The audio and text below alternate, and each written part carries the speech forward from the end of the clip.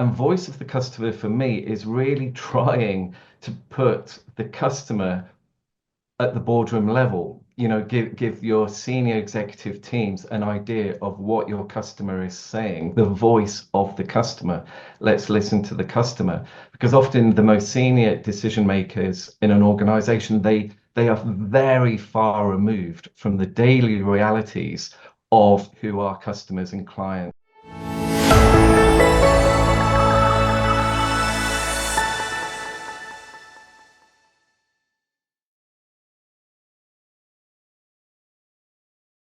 This is a really interesting question, because when we're working with the integration of data insights and emotions, it's always important to start with a really solid understanding of what is experience. And we always use Bruce Temkin's definition of experience, which is you measure experience in terms of three main factors. Success: did the customer actually achieve what they wanted to achieve? Force: how much force and energy did they have to put into achieving their goal? And also their emotions. Now, we also work with the voice of the customer, and I think this is a very misunderstood term, because we've actually created a canvas, a voice of the customer canvas, to actually integrate data insights and emotions.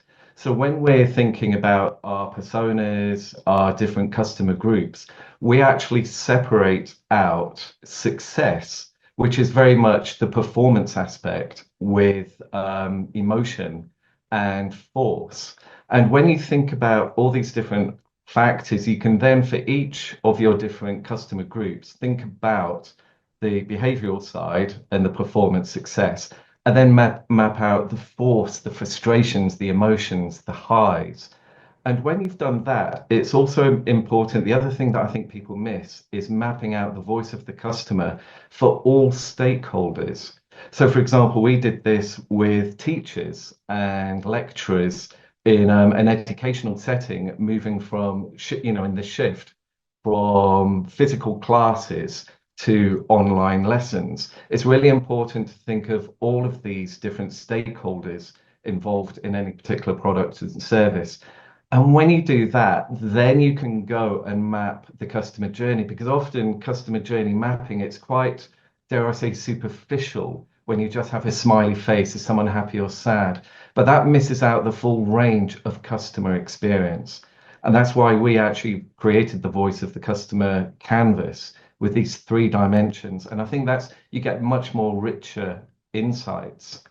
And then the other aspect that I really feel that people are missing today is that I think there's an over-reliance on digital and artificial intelligence tools.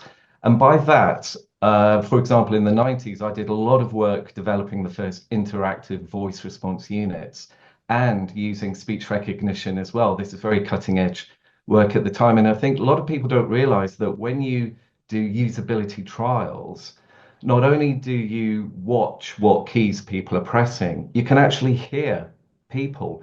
And when people are using very frustrating technologies like voice menus, you hear the frustrations, you hear them, you hear quite interesting language.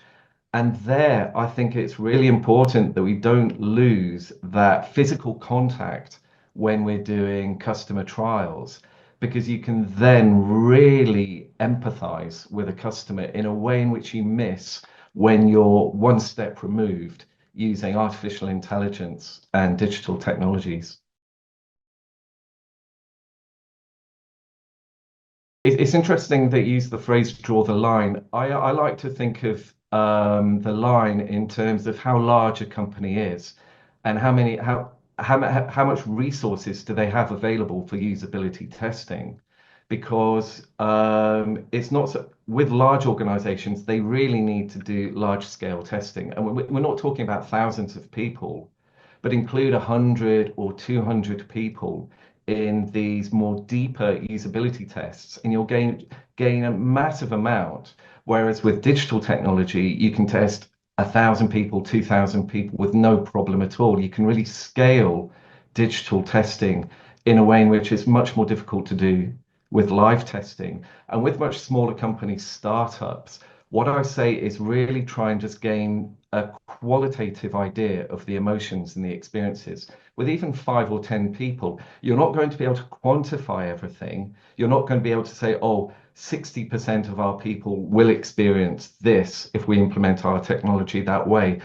But you get a huge insight into developing empathy with your customers, even though you don't have that security in terms of quantified knowledge. It's still very, very worthwhile. So I think the line for me is based on what size of company you are and how many resources are available to you. And by all means, use digital technologies. Wonderful. It's made usability testing and customer testing accessible, but it's not everything. So really try and don't lose this human connection with your customers. Yeah, because just to explain, originally I was one of the very first customer experience professionals in the world. In the early 90s, when I started working in customer-centric design at British Telecom, the vast majority of professionals were user interaction designers based in research centers in universities. And in the mid 90s, myself and my colleagues published the first strategic customer experience methodology. And then, if we look at the voice of the customer, we were always saying to our colleagues in marketing, you have to shift away from, say, the product life cycle and really expand your understanding of what the customer is and your way of measuring and thinking about customer experience. And voice of the customer for me is really trying to put the customer at the boardroom level, give your senior executive teams an idea of what your customer is saying, the voice of the customer. Let's listen to the customer, because often the most senior decision makers in an organization, they are very far removed from the daily realities of who our customers and clients are. So this was the original idea, really trying to represent the customer and give the customer a voice. But nowadays, it's the voice of the customer. It kind of, in some organizations, it means, oh, let's do testing and market research. So it's interviews, it's questionnaires, it's focus groups. But these are all methods. You lose a little bit of this aspect of really needing to give your customer a voice. And when you work with the voice of the customer as a canvas and not just locate it into the customer journey, but we actually use it strategically to put the voice of the customer into the entire customer life cycle, you can then really work with senior management teams and they understand exactly what problems they're having, where they're losing business, where they're losing sales, and also why they're not really developing long-term and meaningful relationships with their customers. We have to continually give our customers a voice inside our organizations. I think nowadays, again, as we've been talking, a theme of this interview is maybe a slight over-reliance on digital design tools and digital marketing tools. And one very, very powerful technique that, again, myself and my colleagues really started to develop within British Telecom in the 90s is ethnography. Now, obviously, ethnography, it's quite a complex thing to set up because the idea comes from academia, and the idea is that you really place yourself as a member of a community and you insert yourself and you live as that member to really enter into the experience and the culture and the mindset and the values. But this is probably one of the most difficult and expensive forms of research to do. So it's not really viable for the vast number of companies. But there's a mini form of ethnography where you really try and do your research within the context and situation in which a person is using your products and services. So, for example, if we take the example of someone buying a computer, is it possible to go home and watch them try and set up a computer or set up a piece of equipment, they're like a new television, in their home. And then you really understand the contextual issues that are creating problems. So, for example, you may be a parent and you have distractions because you're trying to look after a couple of, say, boisterous children while you're trying to set up your television. And although for the product owners, the product marketing managers, they may think that their products and services are easy to use, but when you really are able to observe the usage in the actual context and not, for example, a laboratory or in a focus group, which are artificial environments, you get a much more richer understanding of the context of usage. So this is ethnography, and as I said, major brands they are able to do this type of mini, or a limited version of ethnography. It's incredibly powerful. And my advice to brands is that you can never have enough meaningful contact with your customers.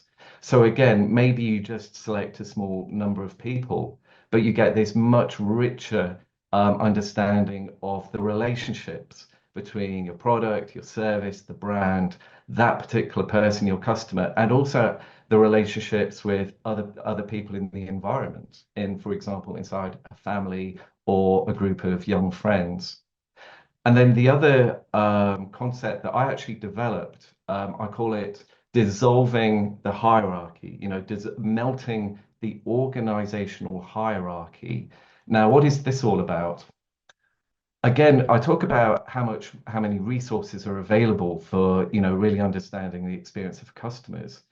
It's often people at the lower levels in an organization that have real world experience of talking, meeting, and delivering a service. Yeah. And often when you do focus groups or work with people inside organizations, it's often very difficult to mix, for example, senior leaders with people much down the hierarchy in a single group, because the leaders have this level of authority, and consciously or unconsciously, they will really drive the conversation with their own biases. So we have to do quite intelligent things to bring these different people together from different levels in the organization to stop this kind of authoritative layer getting in the way of collecting genuine information. And often leaders, they're unable to really listen to people lower down because they believe that they have all the answers. I think if I look at one of the main developments over the last 10 years, employee experience is now becoming much more understood in terms of how the experience of employees directly impacts on customers. Just even as something as basic as going into a restaurant and the staff there on their phones, they're not interested, and maybe the owner of the restaurant has set the tone. We really need to start mapping employee experience and looking at which part of the customer journey the employee experience really impacts. But if you look at what's really been overlooked, one of the concepts that we've been developing at Holonomics over the last 10 years is the concept of what we call leadership experience. So you have customer experience, employee experience, and leadership experience. Now, what exactly is leadership experience? We feel that the inner psychological world of the leader has been really overlooked because it's leaders that set the tone and nature of the culture. Also, leaders, when we actually look at how they think, they don't see themselves, leaders at any level, they don't necessarily think of themselves as employees. And when you look at the employee experience, that's very much about the external mapping of their journey, of the career that they have in an organization. But with the leadership experience, the leaders often have grown up. They come from a certain background, they have all these life experiences, and they don't necessarily understand the way in which their unconscious behaviors can impact on their employees, which in turn has an impact on the customer experience. So we actually coined this term leadership experience to really show how, there are certain tools and techniques for employee experience, But leadership experience is one of the most difficult things to work with. So you need very high level mentoring and coaching to help leaders understand how it is that they really understand the world, how we as mentors can really enter into their life experiences and really start to help leaders understand how their own behaviors, words, actions, attitudes can impact so dramatically on the culture and therefore indirectly, but quite closely impact on the final customer experience. There's one thing that I always tell to all the brands and organizations that we work with. It's pay attention to customer requirements capture. I see very, very few articles really talking about the importance of understanding what the requirements of our customers are. Now, often customer requirements are very highly understood when we talk about consumer brands because there's so much consumer testing. But I work heavily in customer experience in the area of business to business, where there are complex sales cycles and it's incredible how nowadays, with the distractions of modern technology, people on their phones, younger people, especially, don't are losing the ability to focus, be present fully when they're with a client, and they're unable to really fully listen and hear the requirements because it's very rare for a B2B client to say, right, I'm going to give you the 5 bullet points of what I'm looking for.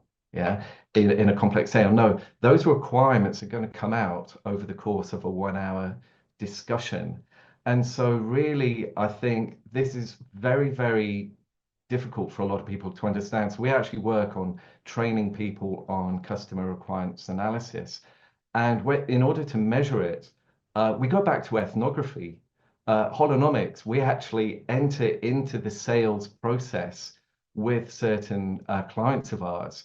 And we take part in the sales process as people helping them. And that really gives it, there's no better way of understanding how a company sells in a B2B sales process than actually take part in that. And that's something that is incredibly powerful because then you see all these little elements that collectively add up into a misunderstanding of the requirements.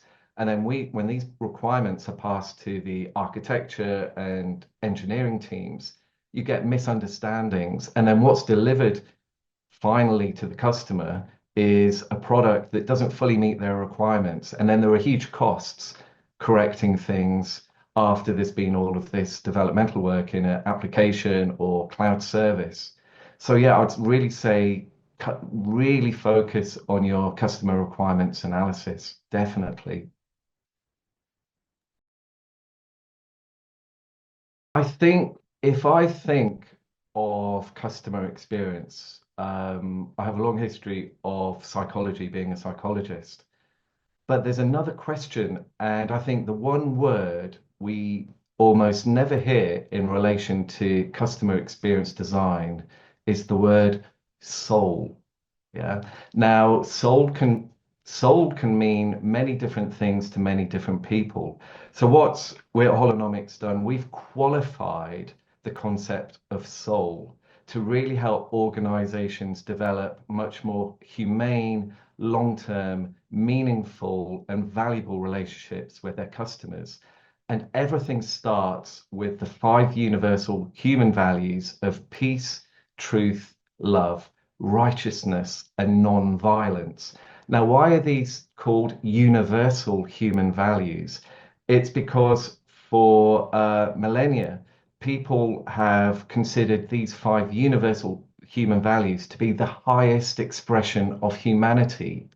When a person is expressing peace, truth, love, righteousness, and non-violence, that is the highest level of how we can be human in this world.